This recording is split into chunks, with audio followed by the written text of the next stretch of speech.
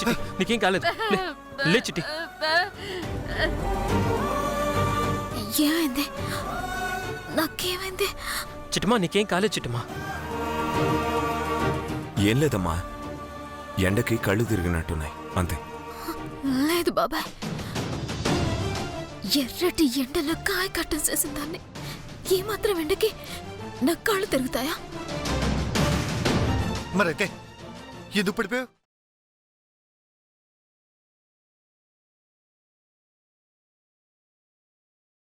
కళ్ళు తిరిగాయని చెప్పడానికి సిగ్గుపడుతున్నట్టుంది. అందుకే ఏడు చెప్పాలా అని ఆలోచిస్తుంది. గుండనియా ఆప్తావా? బాబాయ్, నేను ఇక్కడికి వచ్చే ముందు ప్రసాదం తిన్నాను బాబాయ్, అంతే.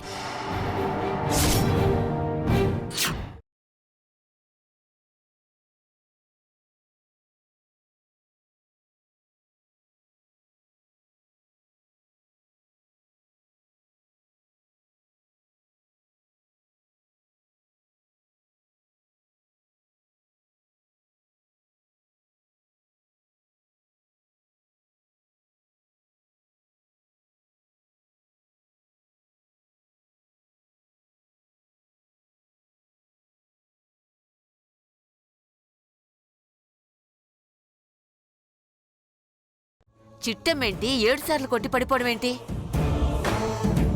ఎవరో కావాలనే చిట్టమ్మ పడేలా చేసుంటారా? ఇది మరీ బావుందండి. ఈవిడి గారికి కళ్ళు తిరగడమేంటి, ఎవరో ఈవిడి గారిని గంట కొట్టకుండా ఆపడమేంటి? మీకెలా ఉందో కాని వినడానికి మాకు మాత్రం పరమ దరిద్రంగా ఉంది. కాంతమ్మా, కాంతమ్మా, ఆ, అంటే మత్తు పెట్టి పడేయాల్సిన అవసరం ఎవరికుంటుందండి? ఏమన్నావు కాంతమ్మా? చిట్టమ్మకి మత్తు పెట్టి పడగొట్టారా?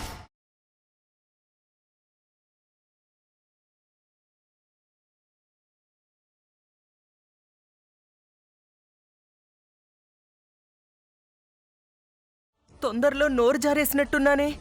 మాట్లాడవేంటి కాంతమత్త? నేను మత్తుతో కళ్ళు తిరిగి పడిపోయిన విషయం నీకెలా తెలుసు? అంటే ఇందాక నీలాంబరదన పెట్టిన ప్రసాదంలో మత్తు మంది కలిపారా?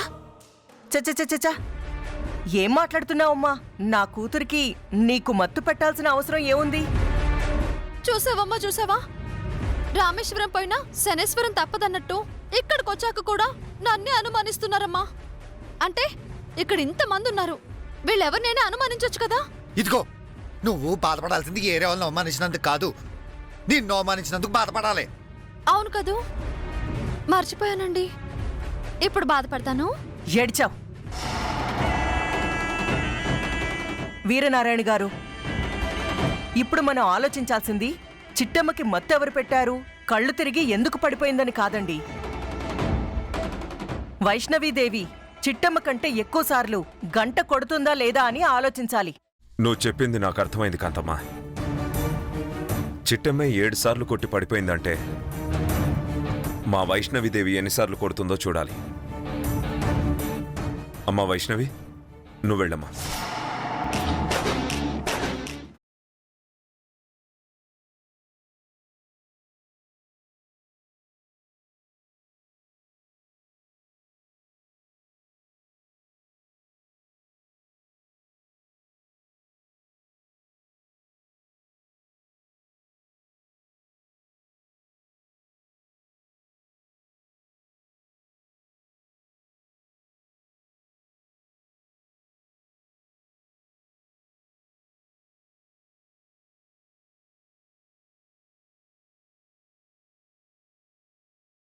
వెళ్ళమ్మా.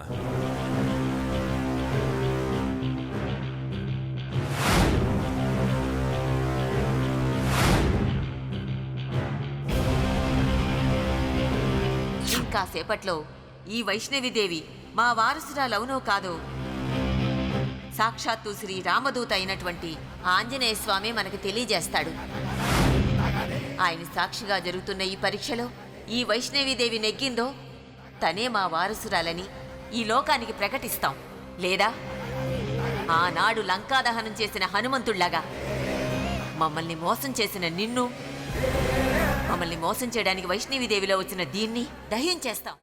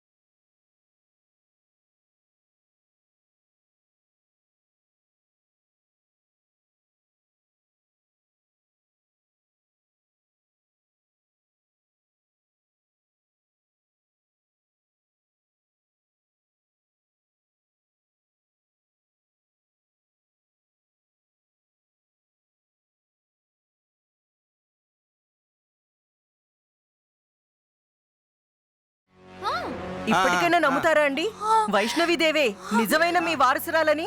ఖచ్చితంగా నమ్ముతాను కాంతమ్మా. కాకపోతే వంట వండి మా బసవన్నకి తినిపించాక అప్పుడు నమ్ముతాను.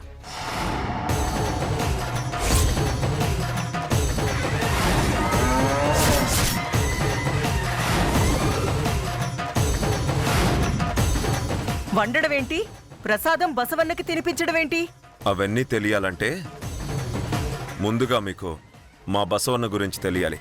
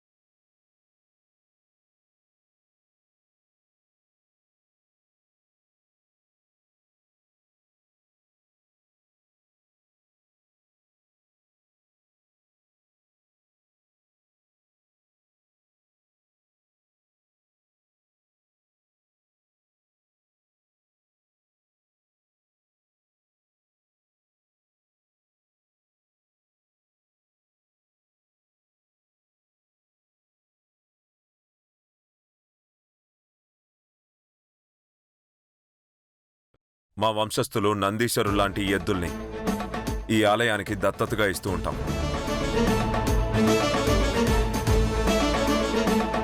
ఆ నందీశ్వరుడు పరమశివుడికి ఎలా సేవలు చేస్తాడో ఈ బసవన్నలు మా వంశస్థులకి అలాగే సేవలు చేస్తాయి. ఈ బసవన్నలో ప్రత్యేకతలు చెప్పాలంటే తనకి మేత ఎవరు పెట్టినా సంతోషంగా స్వీకరిస్తుంది. అదే పూర్ణకుంభంలోంచి పిడికెడు మెతుకులు తీసి దానికి తినిపించారో మా వంశస్థులైతే కడుపారా ఆరగిస్తుంది. అదే పరాయి వాళ్లైతే తన పదునైన కొమ్ములతో ప్రాణాలు తీస్తుంది.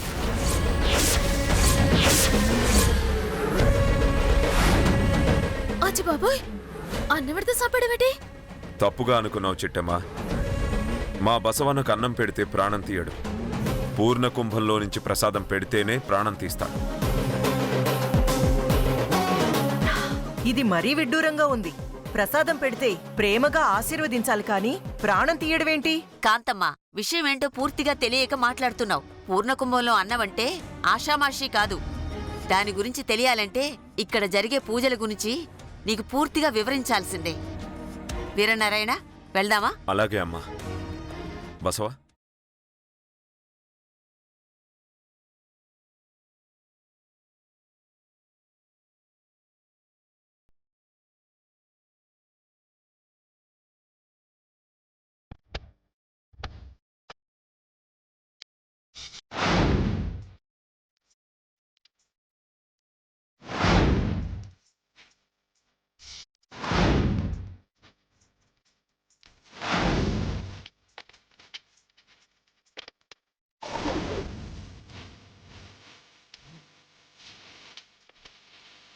చూశారుగా, భక్తులంతా ఎంతో భక్తి శ్రద్ధలతో ఆ స్వామివారికి పూర్ణ కుంభానికి ఎలా నైవేద్యం తయారు చేస్తున్నారు. మీరు కూడా శుభ్రంగా భక్తి శ్రద్ధలతో ఇలా ప్రసాదం తయారు చేసి ఆ ప్రసాదాన్ని అమ్మవారి ఆలయం ముందు పూర్ణకుంభంలో పోయాలి. ఆ పూర్ణకుంభం నుంచి మా వారసురాలు పిడికెడు ముద్ద తీసి అలా మా బసవన్నకి తినిపించాలి. ఈ వైష్ణవీదేవే నిజంగా మా వారసురాలైతే బసవన్న ప్రేమగా ఆశీర్వదిస్తుంది. వారసురాలు కాని పక్షంలో మా అమ్మ చెప్పినట్టుగా ఈ వైష్ణవిని అనంతలోకాలకి పంపిస్తుంది.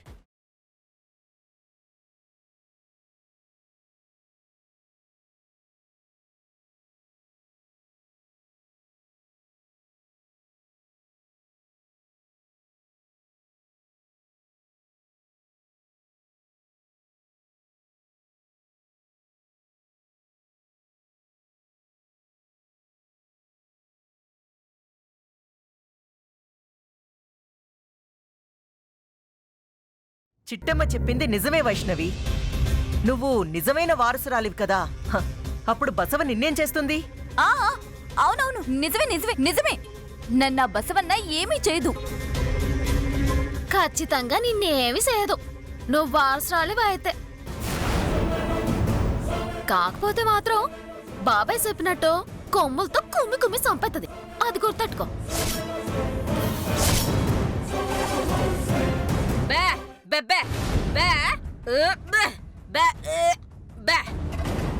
మీ అమ్మ ఏమంటుంది? ఏం లేదండి, ఆ బసవన్న దీన్ని కుప్పెత్తే ఇది ఖచ్చితంగా చస్తది అంటుందండి.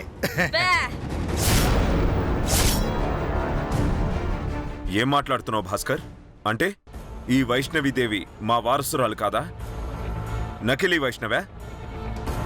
మా చేతుల్లో ఎక్కడ చస్తారో అని భయపడి మా వంశంతో సంబంధం లేని ఒక అనామకురాల్ని తెచ్చి మాకంట కట్టారా? మరైతే ఆ బసవన్న మా వైష్ణవిని పొడిచి చంపుతుందని ఎందుకన్నావు? అంటే మా అమ్మ ఉద్దేశం ఈ వైష్ణవిదేవి మీ వారసురాలు కాని పక్షంలో పొడిచి సంపెత్తది అని అంటుంది. తెలివిగా మాట్లాడకు చిట్టమ్మా. ఈ వైష్ణవి మా వారసురాలు అవునో కాదో మీ అమ్మకు తెలీదా? తెలియకుండానే మా వారసురాలని మాకు అప్పగించిందా?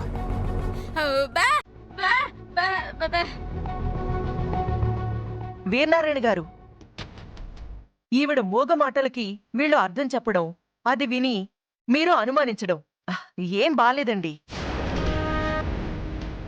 తినబోతూ రుచి చూడాలా? ఇంకా సేపట్లో ఈ అమ్మాయి నిజమైన వైష్ణవో కాదో తెలిసిపోతుంది. ఇంకెందుకు ఆలస్యం? మీరు చెయ్యాలనుకున్న పరీక్షలేవో చేసేయండి. అందరూ నాతో రండి.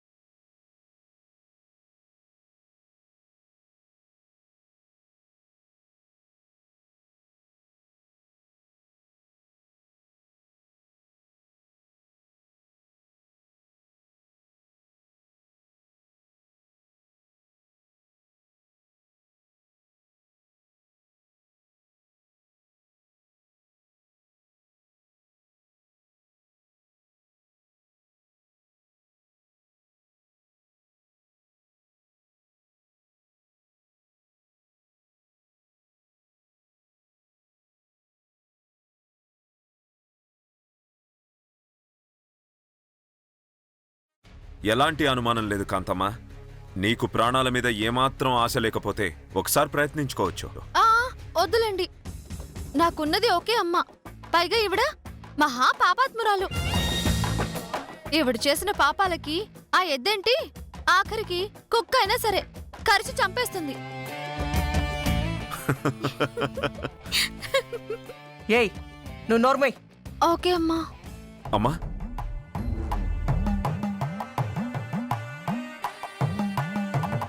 ఈ భస్మం చూసారా?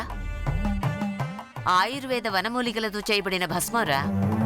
దీన్ని అన్నంతో కలిపి ఆ ముద్దను తీసుకెళ్లి బసవన్నకి తినిపించాలి. దీని రుచికి మా బసవన్న రంకెలేస్తాడు, కోపంతో కాలు దువ్వుతాడు. ఆ మంటని భరించలేక తనకి తినిపించడానికి వచ్చిన వాళ్ళని కొమ్ములతో పొడిచి పొడిచి చంపేస్తాడు. ఇదేంటి బాబాయ్, ఇది పరీక్ష చేసినట్లేదో. ఈ వంకతో అమ్మాయిని సంపెత్తినట్టుంది. అవునండి, ఇలాంటి పరీక్షలుంటాయని చెప్పుంటే నేను చచ్చిన వైష్ణవిదేవిలా వచ్చుండేదాన్నే కాదు.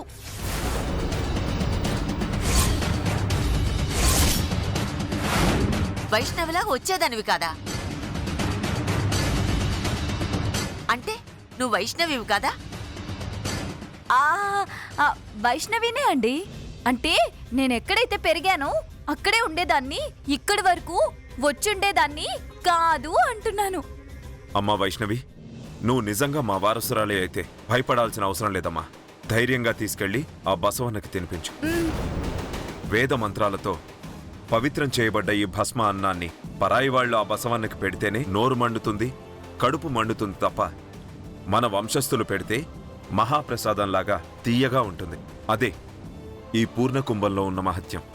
ఏటి బాబాయ్, ఈ భస్మం కలిపిన మీ వంశస్థులు తినిపిస్తే ఆ బసవనికి రుచి తెలీదా? అవునమ్మా, అదే ఈ బసవన్నలోని మహత్యం, ఈ పూర్ణ కుంభంలోని మహత్యం. అంతా ఈశ్వరేచ్ఛ. ఇక మీరంతా వెళ్ళి ప్రసాదం సిద్ధం చేయండి. అలాగే బాబాయ్. పద బా, పదండి. పదండి.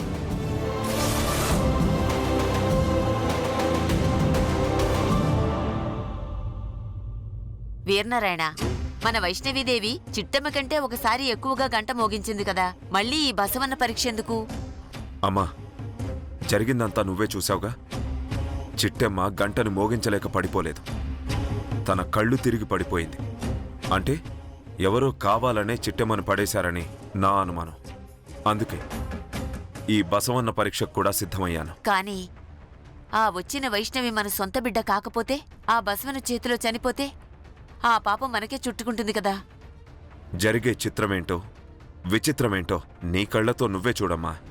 ఆ వైష్ణవికి మన బసవన్న చేతిలో చావాలి అని రాసుంటే ఖచ్చితంగా చేస్తుంది. లేదు మన వారసురాలని నిరూపణ కావాలి అని రాసుంటే మన బిడ్డగా మనింట్లో అడుగు పెడుతుంది. దీనికి తిరుగులేదు.